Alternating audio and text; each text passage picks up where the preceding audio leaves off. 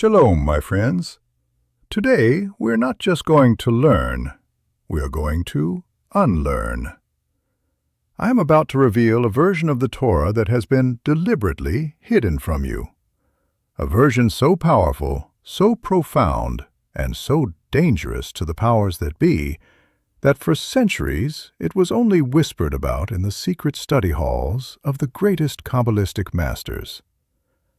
What you have been taught in synagogues, in schools, and in books is what I call the surface Torah.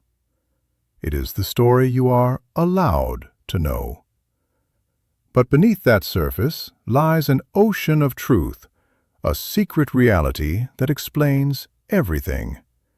Why you struggle, why the world is filled with chaos, and why true divine connection feels just out of reach. By the end of this video, you will understand that the God many people pray to is not the true source of all being. You will learn about the cosmic mistake that created our universe, and you will be given the key to bypass the warden of this prison world and connect directly to the infinite light. But first, I need you to make a powerful declaration. This is not for me, it is for you. It is a signal to the universe that you are ready to awaken. Go to the comments right now and write, "I am ready for the truth." Our mission here is to build an army of 10,000 souls, not just followers, but spiritual warriors ready to reclaim the authentic power of our heritage. If you are ready to be part of this army, to graduate from the kindergarten version of spirituality, then hit that subscribe button now.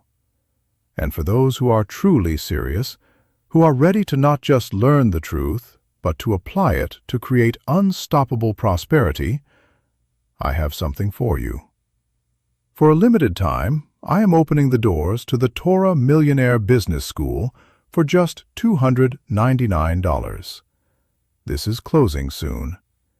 In this course, I unveil the full Torah wealth system, the practical application of these deep secrets to transform your financial reality. The link is in the comments. Now, let me take you back to a time in my own life, a time of profound crisis. I was already a successful man by the world's standards. I had wealth, a family, respect in my community. But I was spiritually bankrupt. My prayers felt like they were hitting a brass ceiling. I would read the stories in the Torah, the story of Adam's sin, of Noah's flood, of the endless cycle of Israel's rebellion and punishment, and a deep, unsettling feeling would gnaw at me. It didn't make sense. I would ask my teachers, why would the infinite, merciful God banish humanity from paradise for eating a piece of fruit? Why would he destroy the entire world in a flood, only to see humanity remain just as flawed afterward? Why would a perfect God seem so angry, so jealous, so human? The answers I received were always the same. It's a mystery. We cannot question God's ways. But my soul could not accept this. It felt like a lie. This dissonance plunged me into a dark night of the soul. I felt like a prisoner in a system I couldn't comprehend, praying to a God I couldn't understand. The common enemy we are all fighting is not a lack of faith. It is a misplaced faith. We have been taught to worship the warden of the prison instead of the Creator who exists beyond its walls. The surface Torah presents us with a story of a God who acts like a temperamental king, demanding loyalty, punishing disobedience, and choosing favorites. This is the story that keeps us small, fearful, and obedient to the systems of control in this world. The hidden mechanism is this. By accepting this surface version, we consent to our own imprisonment. We accept that we are inherently flawed, sinful beings, born from an original sin that requires constant appeasement. We believe we are separate from God, and that we need external laws and rituals to bridge that gap. This belief system is the very foundation of the prison.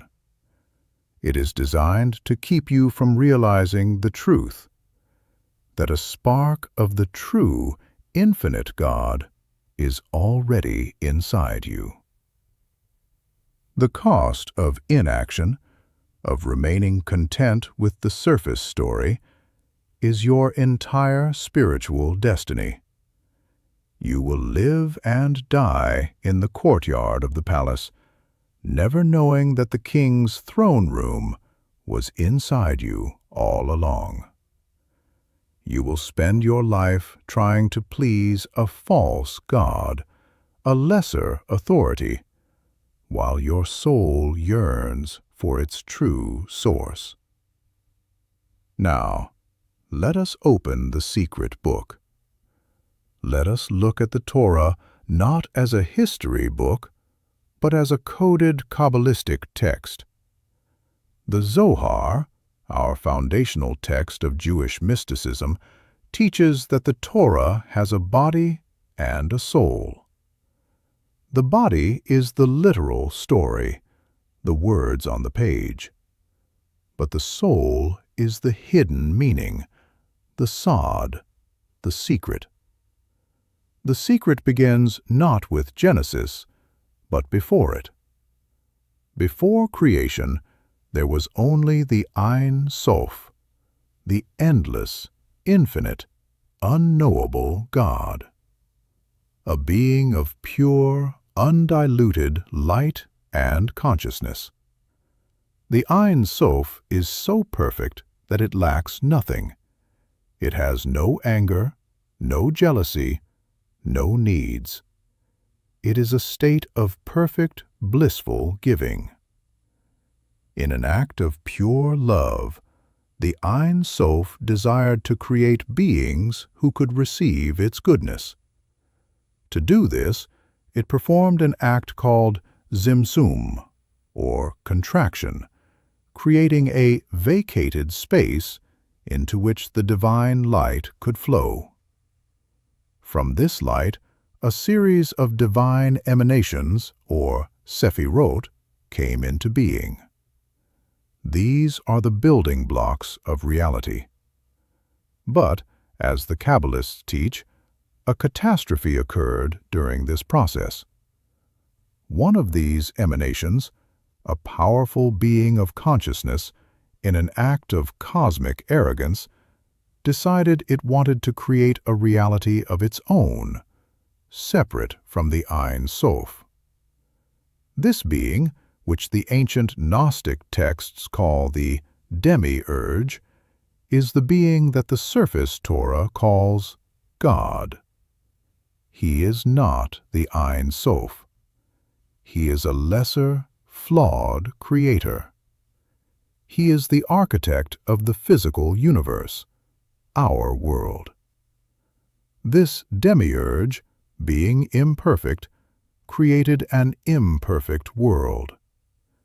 And because he himself was born from a place of separation, he believes that he is the one and only God. He is ignorant of the Ein Sof that exists beyond him. Look at his handiwork described in the literal Torah.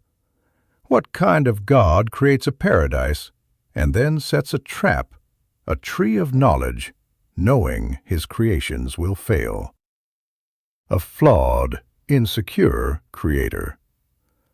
What kind of God demands exclusive worship and flies into a rage when his creations look elsewhere? A cosmic narcissist. What kind of God needs to destroy his own creation with a flood because he can't control it? An incompetent architect. This, my friends, is the shocking truth. The God of the surface story, Yahweh, is the demiurge.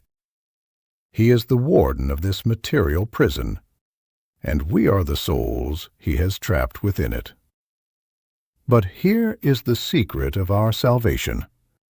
When the demiurge created Adam, he breathed life into him. But he was unaware that Sophia, the divine feminine wisdom, secretly implanted a spark of the true God, a spark of the Ein Sof, into humanity. That spark is your Nefesh Elokit, your godly soul. It is a piece of the infinite light trapped within the prison of the material body, created by the demiurge. The entire drama of human history is the battle for this spark. The demiurge and his forces want to keep it dormant, buried under layers of materialism, fear, and religious dogma. The agents of the Ein Sof, the true God, want you to awaken it. This brings us to the story of the Garden of Eden. The tree of knowledge of good and evil was not a test of obedience. It was the key to our awakening. The serpent was not a deceiver. He was a liberator. He was an agent of Sophia, sent to tell Adam and Eve the truth.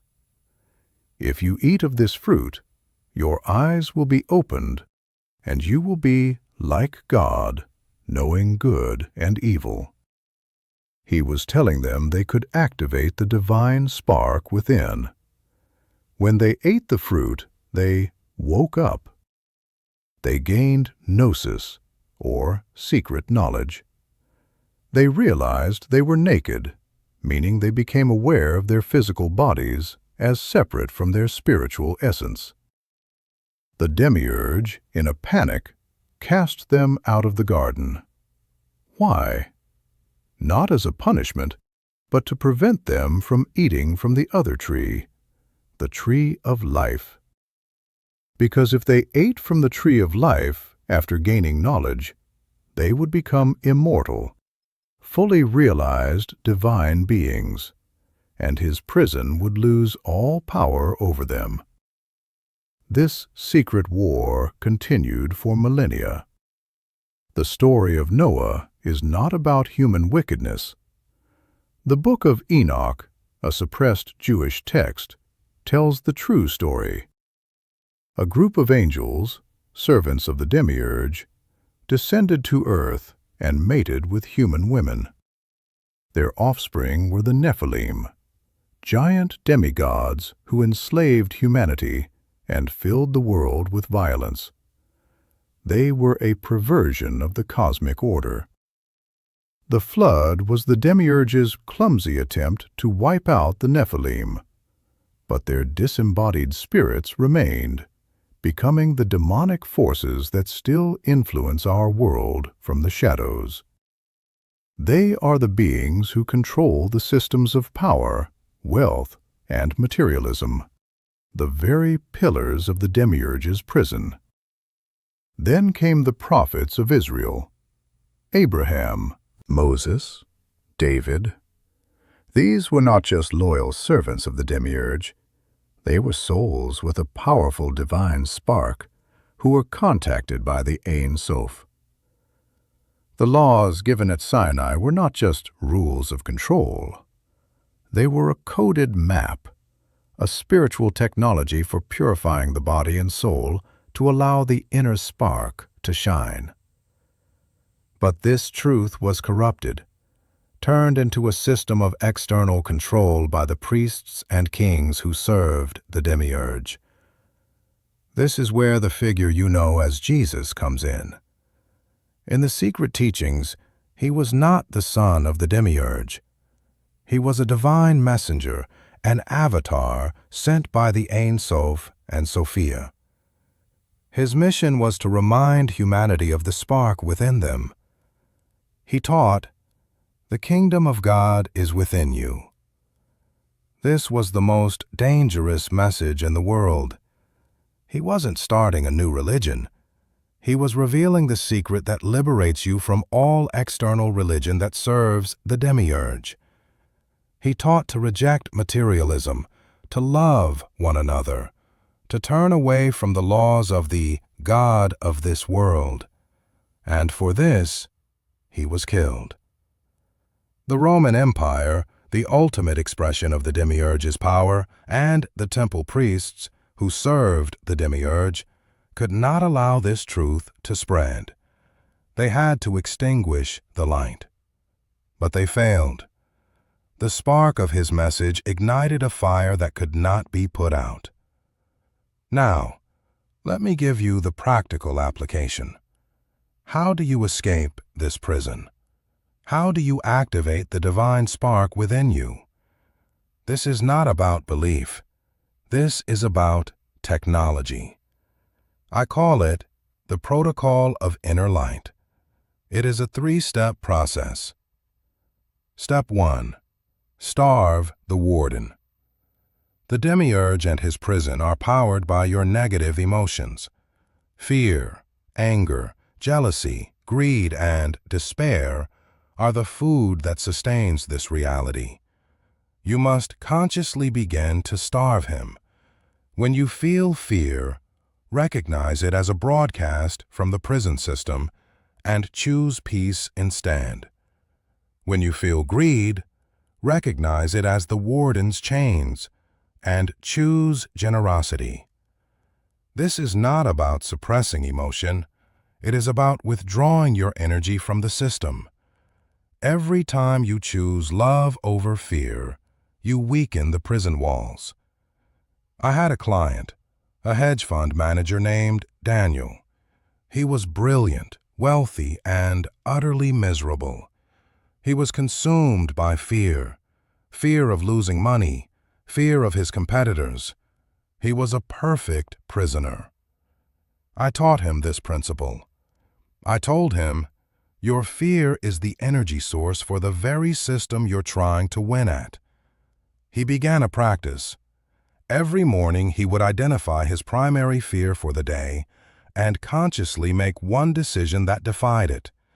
If he was afraid of a stock dropping, he would hold his position with faith instead of panic selling. It was terrifying for him, but within 3 months, he told me something incredible. He said, "Rabbi, it's not just that my portfolio is doing better. I feel free. I'm no longer a slave to the market's every whim." He had started to starve the warden. Step 2. Feed the spark. Your divine spark, your nefesh, Elokit, is fed by acts of pure, selfless giving, chesed, and moments of profound interconnection, hispoditis. You must create a daily practice of feeding your soul. This means giving charity not for a tax deduction, but for the pure joy of giving. This means spending time in nature, not as a backdrop for a selfie, but to feel the divine energy in creation. Most importantly, it means spending at least 10 minutes a day in absolute silence. No phone, no books, no prayers. Just sitting, breathing, and listening for the still, small voice of the Ein Sof within you. That is your true self trying to speak to you. A woman named Rachel came to me. She was a single mother, working 2 jobs, completely drained. She said, "Rabbi, I have nothing to give and no time for silence." I told her, "Give a smile to a stranger. That is charity. Give 5 minutes of your lunch break to silence, hiding in your car if you have to." She started small. She would buy a coffee for the person behind her in line. She would sit in her car for 5 minutes and just breathe. Within a year, her life transformed. She got a better job, her health improved, and she felt a deep sense of purpose. She told me, I realized I was trying to pour from an empty cup. By feeding my soul first, I suddenly had endless energy to give to the world. Step 3. Reject the prison's currency. The currency of the demiurge's prison is materialism, status, and external validation. You must begin to consciously reject it. This does not mean you must be poor. On the contrary, Abraham was wealthy. King Solomon was the richest man on earth. This is about changing your relationship with wealth. You must see money not as a goal, but as a tool to be used for the work of the Ein Sof, to create beauty, to help others, and to spread light. Stop chasing titles. Stop seeking approval from others. The only validation you need comes from the divine spark within. When you live for an audience of one, the Ein Sof, the opinions of the prison guards become irrelevant. Now, I know the objections. Rabbi, this is heresy. Rabbi, this is too complicated. Rabbi, are you saying the Torah is a lie? To the first, I say, is it heresy to suggest that the infinite God is pure love and not an angry tyrant?